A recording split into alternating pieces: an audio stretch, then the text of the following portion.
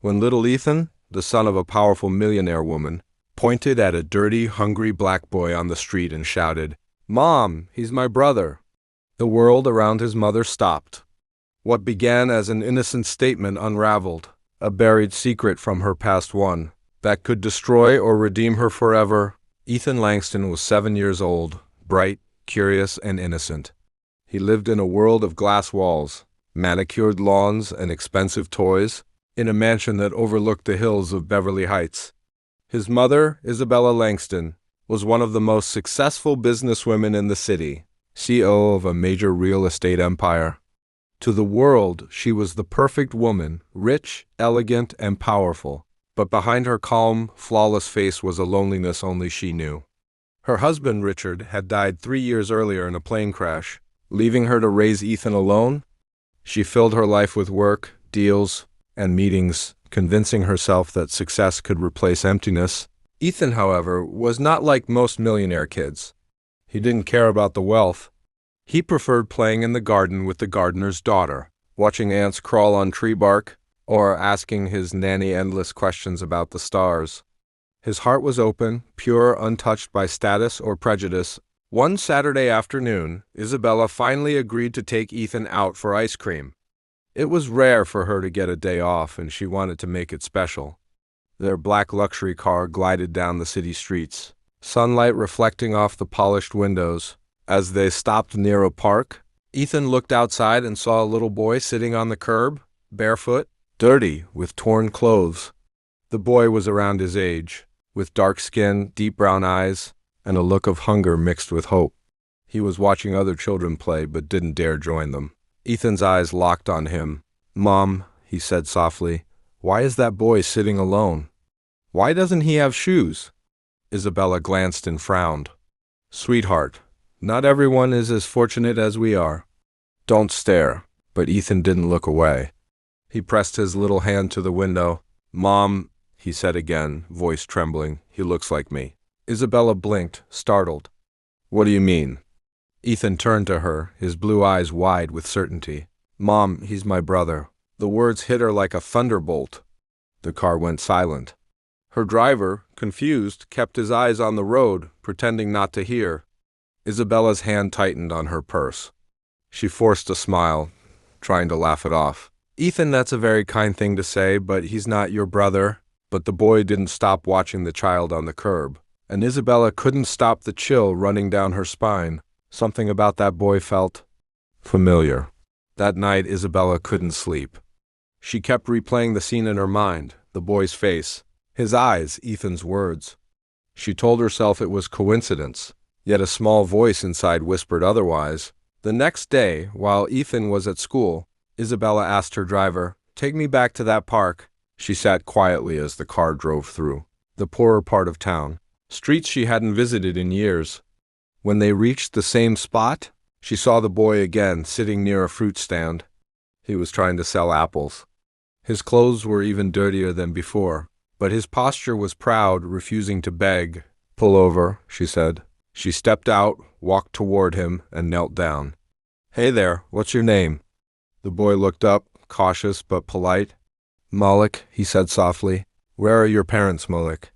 "My mom, she's at work," he replied. "She cleans offices. I help her sometimes." "My dad," he looked down. "He's gone." Isabella felt something twist inside her chest. "How old are you?" "7," he answered. Same age as Ethan. Something in his eyes, the shape, the light, reminded her of someone she once knew. And suddenly it all came back. Years ago, before she became Mrs. Langston, Isabella had been engaged to a kind, gentle man named David Carter, a black man. They met in college, both studying architecture, dreaming of changing the world together. But when Isabella's wealthy parents found out, they forbade the relationship. They threatened to disown her, ruin David's career, and cut her off from the inheritance she depended on. She was young, scared, and weak. Under pressure, she broke things off. She left David without a goodbye, buried her love, and married Richard Langston, a man chosen by her family for power, not love. David had called her once years later. She never answered. Now, as she looked at Malik, that old buried guilt returned like a storm. Could it be? Her heart raced. She asked gently, Malik, what was your father's name? He hesitated, then said, David Carter. But he died before I was born. Isabella's knees nearly gave out. Tears filled her eyes as she whispered, Oh my God. Malik frowned. Do you know my dad? She forced herself to smile, wiping a tear. Yes, I did. She bought all his apples, handed him a warm sandwich from the car, and promised to visit again. As she drove home, she couldn't stop crying. The truth was undeniable now. David had never stopped loving her. He had built a life without her, and had a child that was now sitting hungry on the street, her lost loved son, her son's brother. Over the next week, Isabella couldn't hide her emotions. Ethan noticed it immediately. Mom, did you see my brother again? He asked one morning. Isabella looked at him, speechless. Ethan, why do you keep calling him that? Because, Ethan said, I just feel it. When I saw him, my heart said he's part of me. Tears stung her eyes. Children had a purity adults often lost. Maybe he saw what she had been blind to for years. That weekend, Isabella returned to Malik's neighborhood. She found him with his mother, a tired but beautiful woman named Angela Carter. Isabella introduced herself gently, pretending to be a social worker at first, offering help. Angela hesitated but finally invited her in. The small apartment was clean but bare, with little furniture and old photographs on the wall. Then Isabella saw it, a framed photo of David, young, smiling, holding a sketchbook. Her chest tightened. That's David, she whispered.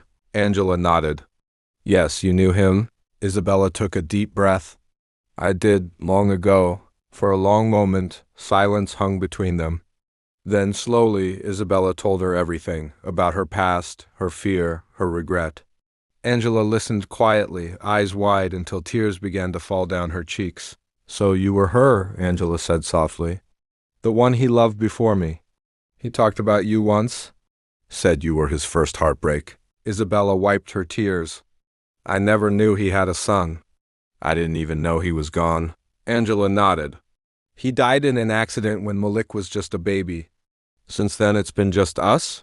The two women sat in silence, both realizing how cruel fate could be, yet how strangely it brought people together. Finally, Isabella said, I want to help you.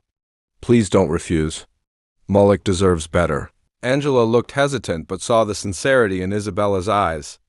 I won't stop you, she said quietly, as long as you treat him like a person, not charity. And Isabella kept her promise. She arranged for Malik to attend Ethan's school, paid for their housing, and made sure Angela got a stable job in her company. She didn't announce it to the world. This wasn't about guilt anymore. It was about love. One afternoon, as she waited outside the school, Ethan came running out, holding Malik's hand. Both boys were laughing, their bond natural and instant. Mom! Ethan shouted joyfully. I told you, he is my brother! Isabella knelt and hugged them both tightly, tears streaming down her cheeks. For the first time in years, she felt something deeper than success. She felt peace. From that day, the Langston mansion changed. There was laughter again, warmth again. Malik and Ethan became inseparable, studying, playing, even fighting like real brothers. People whispered, of course, the media speculated, business partners questioned, but Isabella didn't care. Let them talk. The truth had set her free. We often build walls between rich and poor, black and white, past and present. But sometimes a child's innocent heart can break those walls with just one word, brother. The audience went silent. Some wept. And as she stepped off the stage, she saw Malik and Ethan waving from the front row, both smiling proudly at her. Two boys, bound not by blood alone, but by something even greater, the courage to love without fear.